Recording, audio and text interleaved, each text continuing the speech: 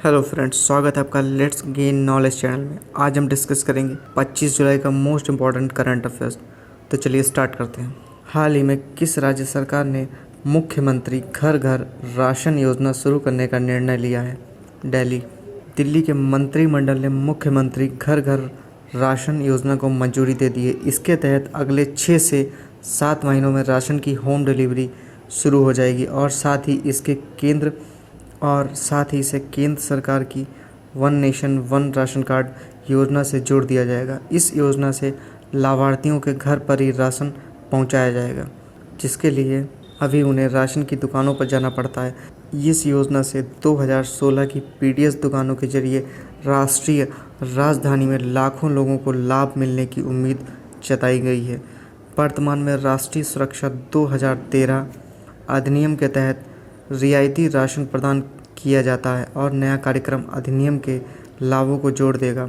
दिल्ली के सीएम अरविंद केजरीवाल, उपराज्यपाल अनिल बैजल। हाल ही में किस देश का नागरिक उड्डयन प्राधिकरण रावण के उड्डयन मार्गों पर शोध करेगा? श्रीलंका। हाल ही में किसने बजाज फाइनेंस के अध्यक्ष पद से इस्तीफा दे दिया है? राहुल बजाज। बजाज फाइनेंस के वर्तमान गैर कार्यकारी अध्यक्ष राहुल बजाज ने 31 जुलाई 2020 को अपने पद से हटने का निर्णय किया है। उनकी जगह उनके बेटे संजीव बजाज कंपनी के वर्तमान उपाध्यक्ष की जगह लेंगे। हालांकि राहुल बजाज कंपनी में गैर सरकारी गैर स्वतंत्र निदेशक के रूप में कार्य जारी रखेंगे। संजीव बजाज 2008 से बजाज फिनसर्व लिमिटेड के प्रबंध निदेशक और सीईओ हैं। वह 2012 से बजाज होल्डिंग्स एंड इन्वेस्टमेंट्स के प्रबंध निदेशक हैं और 2013 से बजाज फाइनेंस लिमिटेड के उपाध्यक्ष भी हैं। इसके अलावा वे 2019-20 के लिए भारतीय उद्योग परिसंघ पश्चिमी क्षेत्रों के अध्यक्ष चुने गए थे। बजाज फिनसर्व का हेडक्वार्टर पुणे, महाराष्ट्र में।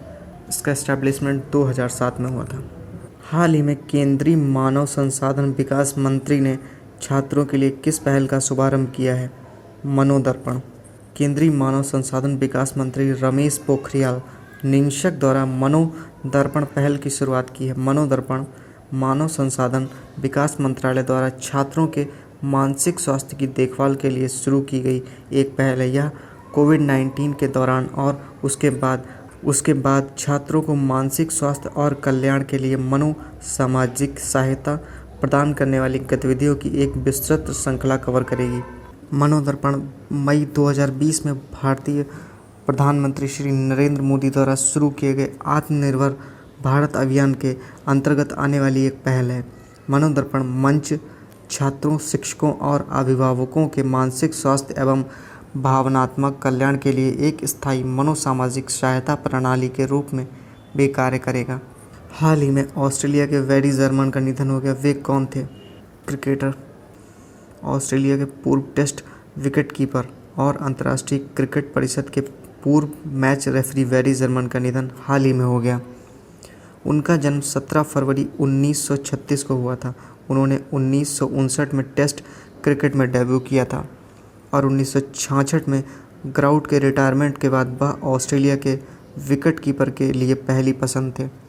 जर्मन ने खेल के सबसे लंबे प्रारूप टेस्ट क्रिकेट में 19 मैच खेले जिनमें 50 कैच लेने के साथ साथ 400 रन बनाए। इसके अलावा जर्मन ने इंग्लैंड के 1968 में एशेज दौरे पर एक टेस्ट में ऑस्ट्रेलिया की कप्तानी भी की थी। हाल ही में किस राज्य सरकार ने गोधन न्याय योजना का शुभारंभ किया है? छत्तीसगढ़। छत्तीसगढ़ के मुख्यमंत्री भूपेश बघेल ने गोधन न्याय योजना की शुरुआत की। यह योजना पशुपालकों को बढ़ावा देने, पशुधन की सुरक्षा सुनिश्चित करने, पशुपालकों की अतिरिक्त आय अर्जित करने, आवारा पशुओं द्वारा खुले में चराई की समस्या से निपटने में मददगार होगी और जैविक उर्वरकों के उपयोग को प्रोत्साहित करने के साथ साथ अन्य चीज़ों में ग्रामीण अर्थव्यवस्था को बढ़ावा देगी। छत्तीसगढ़ के सीएम भूपेश बघेल, राज्यपाल अनुसुईया उइके। हाल ही में एसबीआई जनरल इंश्योरेंस का एमडी और सीईओ किसे नियुक्त किया है? पीसी कांडवाल। प्रकाश चंद्र कांडवाल को गैर जीवन बीमा कंपनी एसबीआई जनरल इंश्योरेंस का प्रबंध निदेशक और मुख्य कार्यकारी अधिकारी नियुक्त किया गया। वह जून 2019 से एसबीआई जनरल इंश्योरेंस के डिप्टी सीईओ के रूप में सेवारत हैं। वह भूषण महापात्रा की जगह लेंगे, जिन्हें अब निदेशक के पद पर नियुक्त किया गया है। प्रकाश चंद्र कांडपाल का भारतीय स्टेट बैंक में रिटेल और अंतर्राष्ट्रीय बैंकिंग, मानव संसाधन, प्रौद्योगिकी और लर्निंग और विकास जैसे विभिन्न क्षेत्रों में लगभग 33 वर्षों से अधिक समय लंबा बैंकिंग अनुभव रहा है। इसके अलावा उन्होंने SBI म्यूचुअल फंड के मुख्य परिचालन अधिकारी के रूप में भी काम किया है। हाल ही में विक्टर चिज़िकोव का निधन हो गया। वे कौन थे? चित्रकार। 1980 के मास्को समर ओलंपिक के शुभंकर भूरे भालू मीशा के निर्माता विक्टर चिज़िकोव का निधन हाल ही में हो गया। उनकी ड्राइंग का इस्तेमाल लोकप्रिय पत्रिकाओं में किया गया था। नेचुरलिस्ट, जिसमें यंग नेचुरलिस्ट, ट्विंकल फर्नी और मुरझानका शामिल हैं। हाल ही में टून्स मीडिया अवार्ड किसको दिया गया? अर्नब चौधरी को। एनिमेशन मास्टर समिट 2020 डिजिटल संस्करण के तहत टून्स मीडिया ग्रुप द्वारा शुरू किए गए लीजेंड ऑफ एनिमेशन पुरस्कार मरणोपरांत महान एनिमेशन निर्देशक अर्नब चौधरी को दिया गया। यह पुरस्कार उन्हें भारत के एनिमेशन और मनोरंजन उद्योग में दिए उनके मूल योगदान के लिए दिया जा रहा है। अर्नब का निधन 25 दिसंबर 2019 को हुआ था। वह भारतीय एनिमेशन इंडस्ट्री में सबसे बेहतर माने जाते थे और उनकी animation film Arjun the warrior Prince Oscar पुरस्कारों के लिए भी नामित होने वाली एकमात्र एनिमेशन फिल्म थी। हाल ही में किसने फेस मास्क और सैनिटाइज़र वितरण करने के लिए देशव्यापी अभियान शुरू किया है? Punjab national bank. PNB ने कोविड-19 को फैलने से रोकने के लिए फेस मास्क और सैनिटाइज़र वितरण करने के लिए एक देशव्यापी अभियान शुरू किया है। PNB के इस अभियान का शुभारंभ केंद्रीय मंत्री और परिवार कल्याण मंत्री डॉक्टर हर्षवर्धन द्वारा किया गया। PNB द्वारा यह अभियान कॉरपोरेट सोशल रिस्पॉन्सिबिलिटी के तहत शुरू किया गया। इस अभियान के तहत पंजाब नेशनल बैंक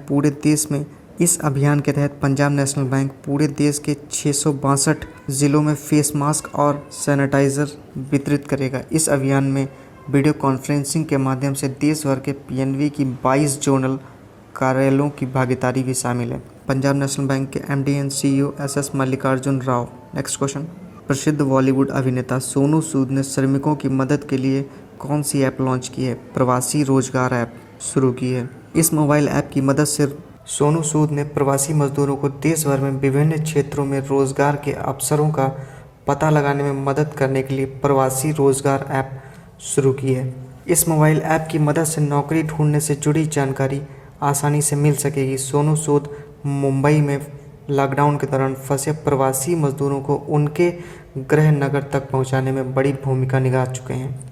सोनू सूद ने महाराष्ट्र के शहरों से उत्तर प्रदेश, बिहार और दूसरे राज्यों के प्रवासी मजदूरों को उनके गृह नगरों तक पहुंचाने के लिए खास बसों का इंतजाम किया था। उड़ीसा सरकार ने किस लोकप्रिय लोकगीत के नाम पर संबलपुर जिले के बेलुंग गांव का नाम बदल दिया है? रंगवती। उड़ीसा सरकार ने संबलपुर के विलुंग